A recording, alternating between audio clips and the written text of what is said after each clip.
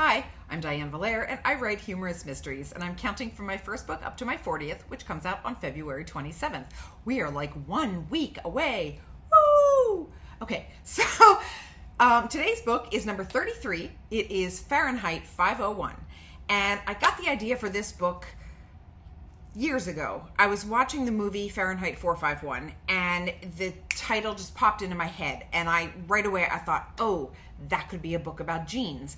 So I know I've talked a little bit about the personal growth journey that Samantha has in each book, but the other thing about this series is that each book has its own style or element from the fashion industry, because she is a former fashion buyer. So that's kind of the trouble that she gets into, and the mysteries are all somewhat fashion related. So like in book 5, it was the 70s, and in book 8, it was the lingerie market, panty raid. So this one is the denim book. Now, Samantha wears jeans throughout the series, but she doesn't really know a lot about jeans. And to be honest, at the time I got the idea for this, I hadn't owned jeans for 13 years. So I kind of thought, well, it'll be a book about jeans, but what do I really know about jeans? So I knew there was going to be a little bit of research involved.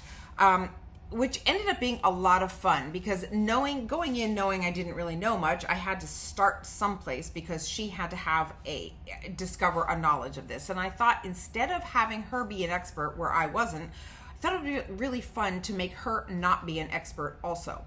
So the premise of the book is that she gets invited to join a secret fashion society in Ribbon, Pennsylvania, where the members are each tasked to memorize a famous pattern from fashion history.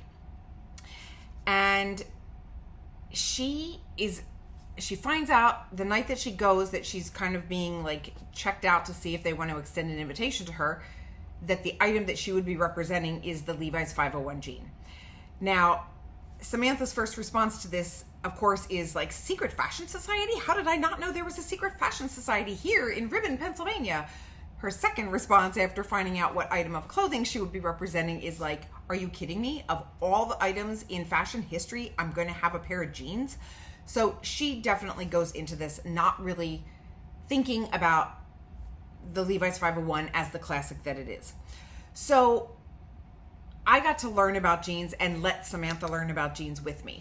I subscribed to a newsletter that is all about denim, and I got to read the history, and I got to read about all little touches and interesting little things that make different jeans more valuable than others, and what are collectible and how much they go for. And it was really kind of fascinating.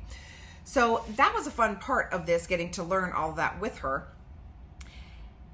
It also, the secret society meets in a castle, so it kind of has a little bit of an Agatha Christie vibe to it. And the mystery involves the person who formerly represented the 501, who was also the founder of the society. He's getting up there in age, and somebody murders him. And so now Samantha is sort of like honorary member, because now no one's representing the jean. She was there when she was the one who found the body, of course. And so she starts getting involved with figuring out, like, okay, I was there. It was a meeting of a secret society. So kind of one of the people who was there was probably the killer. So it's kind of this closed circle feeling. The other thing about this one is we bring back the character of Dante, who was in books 2, 3, 4, and 6. So we haven't seen Dante since book 6. And Samantha's had a little bit of growth since then, so it's interesting to put them back in the same book and just kind of see how they relate to each other now versus how they related to each other then. That is Fahrenheit 501. Hi, I'm back. I forgot to tell you 2 things.